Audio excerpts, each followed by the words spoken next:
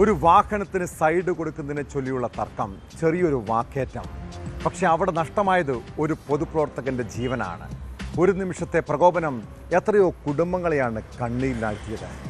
2022 മഞ്ചേരി നഗരസഭാ കൗൺസിലറായിരുന്ന കുഞ്ഞാക്കെ എന്ന തലാപ്പിൽ അബ്ദുൾ ജലീലിനെ കൊലപ്പെടുത്തിയ സംഭവം ഉണ്ടാകുന്നത്. ആ കേസിൽ 4 വർഷങ്ങൾക്ക് ശേഷം വിധി വന്നിരിക്കുന്നു. 3 പ്രതികൾക്കും ജീവപര്യന്തം തടവാണ് ശിക്ഷ. ഒരു നിമിഷത്തെ പ്രകോപനത്തിന് ജീവിതകാലം മുഴുവൻ ജയിൽ ശിക്ഷ അനുഭവിക്കേണ്ടി വരുന്നുവെന്ന സത്യം പ്രതികൾ ഇപ്പോൾ തിരിച്ചറിയുന്നുണ്ടാകും.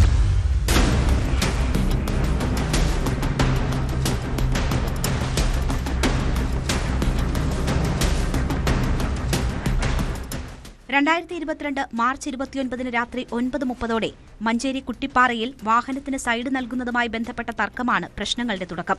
പ്രതികളായ ഷുഹൈബ്, അബ്ദുൾ മജീദ് എന്നിവർ അബ്ദുൾ ജലീലിനെയും സുഹൃത്തുക്കളെയും തടഞ്ഞു നിർത്തി മർദ്ദിക്കുകയും 1-ാം പ്രതി കൈവശമുണ്ടായിരുന്ന ഹെൽമറ്റ് ഉപയോഗിച്ച് അബ്ദുൾ ജലീലും സംഘവും സഞ്ചരിച്ചിരുന്ന കാറിന്റെ ചില്ല് തകർക്കുകയും കൊല്ലുമെന്ന് ഭീഷണിപ്പെടുത്തുകയും ചെയ്തു.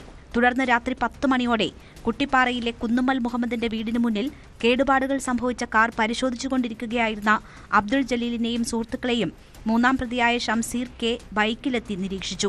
ഇയാൾ ഫോണിലൂടെ നൽകിയ വിവരത്തിന്റെ അടിസ്ഥാനത്തിൽ സ്ഥലത്തെത്തിയ 1ഉം 2ഉം പ്രതികളിൽ 1-ാം പ്രതിയായ ഷുഹൈബ് റോഡരികിൽ നിന്നിരുന്ന അബ്ദുൾ ജലീലിനെ കൈവശം കരുതിയ കരിങ്കല്ല് ഉപയോഗിച്ച് തലയിൽ പലതവണ അടിക്കുകയായിരുന്നുവെന്നാണ് കേസ്. ഗുരുതരമായി പരിക്കേറ്റ അബ്ദുൾ ജലീൽ 2022 മാർച്ച് 30 ചികിത്സയിലിരിക്കെ മരിച്ചു.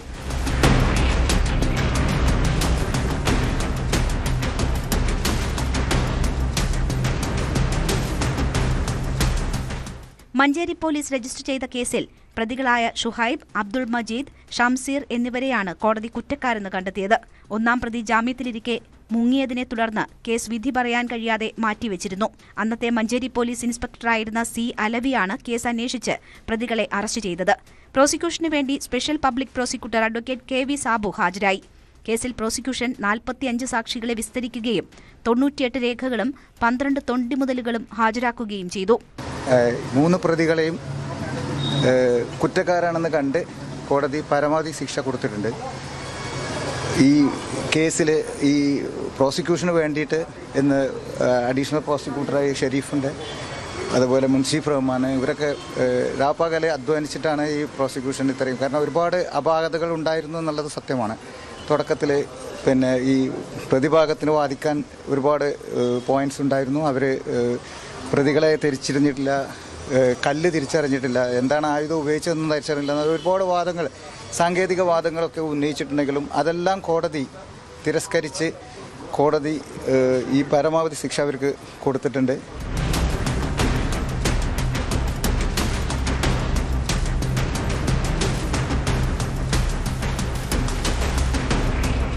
ന്യൂസ് 18 മലപ്പുറം. കൂടുതൽ വാർത്തകൾക്ക് news 18 Keralam YouTube channel subscribe ചെയ്യുക.